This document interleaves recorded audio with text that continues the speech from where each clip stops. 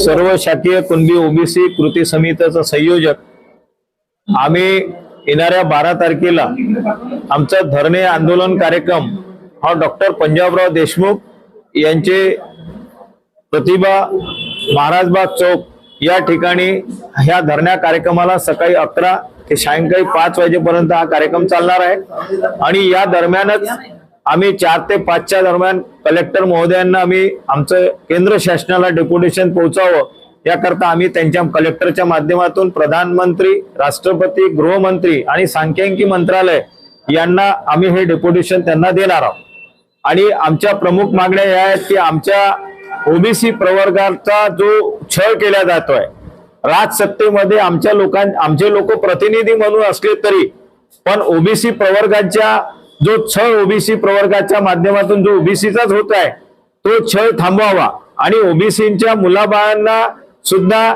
इतर समाजांच्या सोबत प्रगतीचे मार्ग करता यावे याकरता ओबीसीची ज्याप्रमाणे आमच्याकडे पशु पक्ष्यांची गणना होते, वस्तूंची गणना होते, परंतु माणूस म्हणून माणुसकीच्या नात्याखाली ओबीसीची जनगणना होत नाही। ती जनगणना आमच्या सरकारने करावी जेणेकरून या राष्ट्राचा सामाजिक, शैक्षणिक, आर्थिक आणि कृषी विषयक विकास या देशाला साध्य करता येईल। म्हणून आम्ही ओबीसीची जातनिहाय जनगणनेच्या कॉलम मध्ये आमचा ओबीसीचा जातनिहाय कॉलम 13 क्रमांकाचा आमचा असला पाहिजे आणि तो टाकला पाहिजे आणि ज्या जाती ओबीसी मध्ये येतात त्या जातीचं विवरण त्याच्यामध्ये दिलं पाहिजे जेणेकरून प्रत्येक ओबीसीला कळलं पाहिजे की आम्ही ओबीसी प्रवर्गात येतो। हा एक आमचा प्रमुख मागणी आहे। दुसरी मागणी आमची आहे की आमच्या भारतातील शेतकरी हा संपन्न शेतकरी होता, परंतु भारतीय स्वातंत्र्यामध्ये ज्या शेतकऱ्यांनी भाग घेतला, देशातील संपूर्ण लोकांना कडधान्य पुरवण्याचं काम ज्या शेतकऱ्यांनी केलं, आज त्यांचेच मुलं बाळा आत्महत्या करते आणि महाराष्ट्रात आणि देशात मोठ्या प्रमाणात आत्महत्या होत्या। आणि अशामध्ये आमच्या शासनकर्त्याकडून कुठलेही खतं असेल आणि बी बियाणे असेल त्याच्यावर टॅरिफ आणि टॅक्स लावला जातोय आणि त्यामुळे आमच्या शेतीमालाला जो भाव मिळाला पाहिजे तो भाव मिळत नाही। परंतु यामध्ये सुद्धा एक अमेरिकेने 2025-26 या कालावधीमध्ये एक टॅरिफ नावाची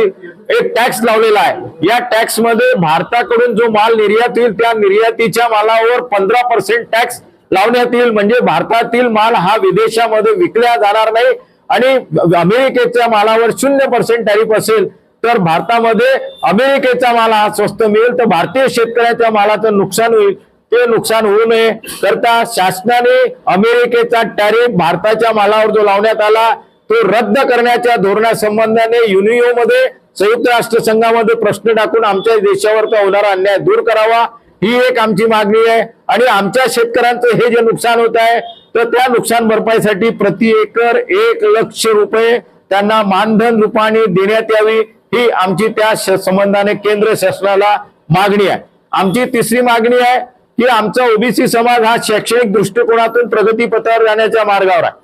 आणि त्यांनी 2019 मध्ये आमचे 314 पोरं यूपीएससी ची एक्झाम पास झाले, पण यूपीएससी ची एक्झाम पास झाल्यावर काय झालं तर त्यांना गव्हर्नमेंटनी त्यांना नियुक्ती पत्र दिले नाही आणि नियुक्ती पत्र न दिल्यामुळे शासनाच्या तर्फे न दिल्यामुळे त्याच्यातल्या आमचे 7 विद्यार्थ्यांनी आत्महत्या केली आणि त्याच प्रकारची आज आमच्या विद्यार्थ्यांना शिक्षणामध्ये सुद्धा मतभेद सुवर्ण वर्गातर्फे होतो। म्हणून आम्हाला वाटते की ज्याप्रमाणे एससी एसटी ला यूजीसीचा प्रकार आहे तोच प्रकार आमच्या ओबीसी प्रवर्गातील लोकांना दिला पाहिजे ही मागणी सुद्धा आमची केंद्र शासनाचा आहे। आणि याकरता म्हणून आम्ही 12 तारखेला आम्ही धरणं आंदोलन कार्यक्रम करतोय। या धरणे आंदोलनात किती लोक येण्याची संभावना आहे?